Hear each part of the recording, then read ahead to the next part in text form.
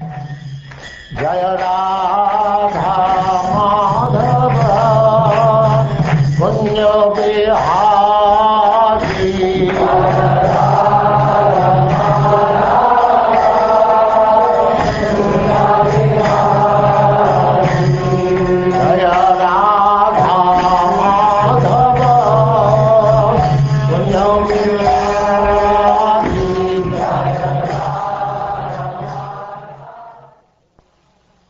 And now, Chapter 4. Gajendra returns to the spiritual world.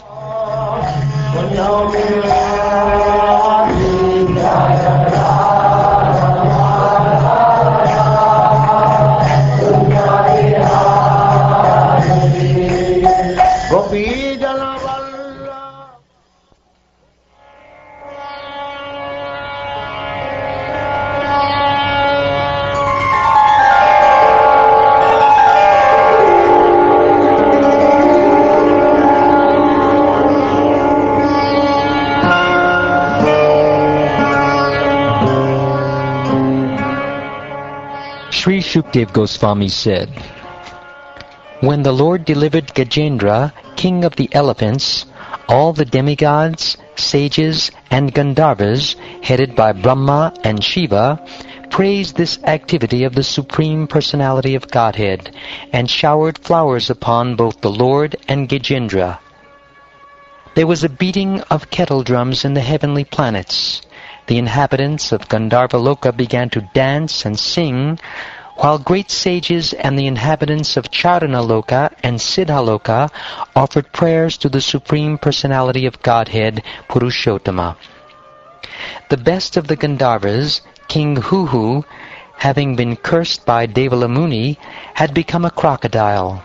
Now, having been delivered by the Supreme Personality of Godhead, he assumed a very beautiful form as a Gandharva. Understanding by whose mercy this had happened, he immediately offered his respectful obeisances with his head and began chanting prayers just suitable for the Transcendental Lord, the Supreme Eternal, who is worshipped by the choicest verses. Having been favored by the causeless mercy of the Supreme Personality of Godhead, and having regained his original form, King Huhu circumambulated the Lord and offered his obeisances. Then, in the presence of all the demigods, headed by Brahma, he returned to Gandharvaloka. He had been freed of all sinful reactions. Because Gajendra, king of the elephants, had been touched directly by the hands of the Supreme Personality of Godhead, he was immediately freed of all material ignorance and bondage. Thus he received the salvation of Sarupya Mukti, in which he achieved the same bodily features as the Lord, being dressed in yellow garments and possessing 4 hands. This Gajendra had formerly been a Vaishnava and the king of the country known as Pandya, which is in the province of Dravida, or South India. In his previous life, he was known as Indradyumna Maharaj. Indradyumna Maharaj retired from family life and went to the Malaya hills, where he had a small cottage for his ashram.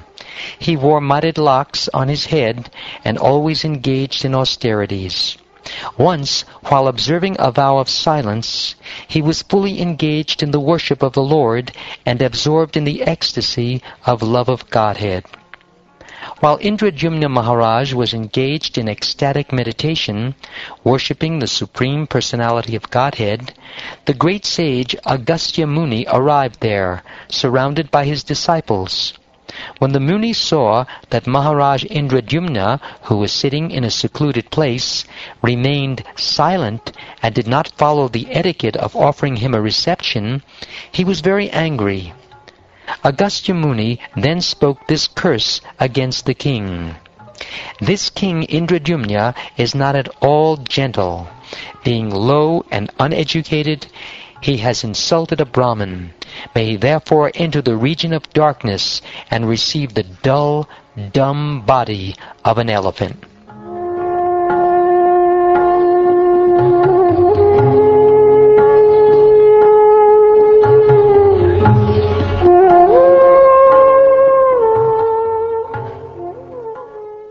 My dear king, after Agastya Muni had thus cursed King Indradyumna, the Muni left that place along with his disciples.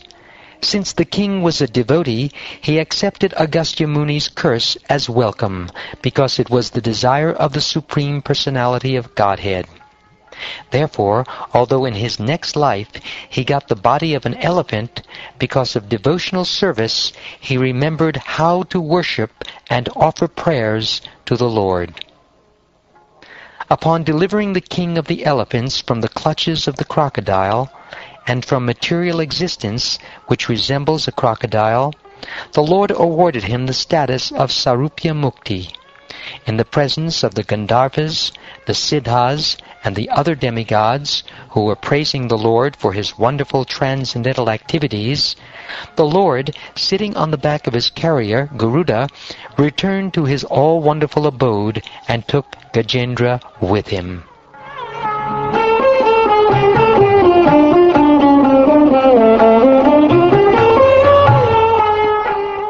My dear King Pariksit, I have now described the wonderful power of Krishna as displayed when the Lord delivered the king of the elephants. O best of the Kuru dynasty, those who hear this narration become fit to be promoted to the higher planetary systems. Simply because of hearing this narration, they gain a reputation as devotees. They are unaffected by the contamination of Kali Yuga, and they never see bad dreams. Therefore, after getting up from bed in the morning, those who desire their own welfare, especially the Brahmins, Kshatriyas, Vaishyas, and in particular the Brahmin Vaishnavas, should chant this narration as it is, without deviation, to counteract the troubles of bad dreams. O best of the Kuru dynasty, the Supreme Personality of Godhead, the Super Soul of everyone, being thus pleased, addressed Gajendra in the presence of everyone there. He spoke the following blessings. Freed from all sinful reactions are those who rise from bed at the end of night, early in the morning, and fully concentrate their minds with great attention upon my form. Your form, this lake, this mountain, the caves, the gardens, the cane plants, the bamboo plants, the celestial trees, the residential quarters of me, Lord Brahma, and Lord Shiva, the 3 peaks of Trikut mountain, made of gold, silver, and iron, my very pleasing abode, namely the ocean of milk, the white island, Shvetadvip, which is always brilliant with spiritual rays, my mark of Srivatsa, the Kaustubha gem, my Vaijayanti garland, my club, Komadaki, my Sudarshan disc and Panchajanya conch shell, my bearer Garuda, the king of the birds, my bed, Sheshanaga, my expansion of energy, the goddess of fortune, Lord Brahma, Narad Muni, Lord Shiva, Prahlad, my incarnations like Matsya,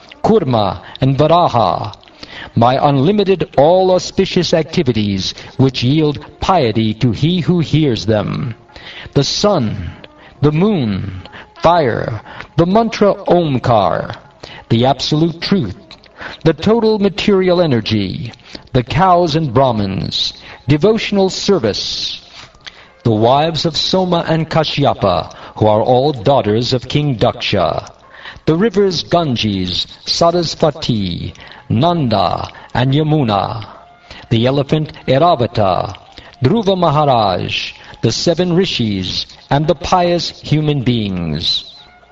My dear devotee, unto those who rise from bed at the end of night and offer me the prayers offered by you, I give an eternal residence in the spiritual world at the end of their lives.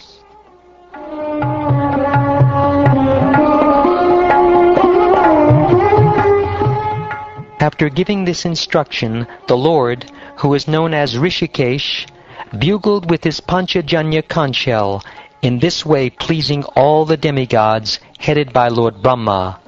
Then he mounted the back of his carrier, Garuda.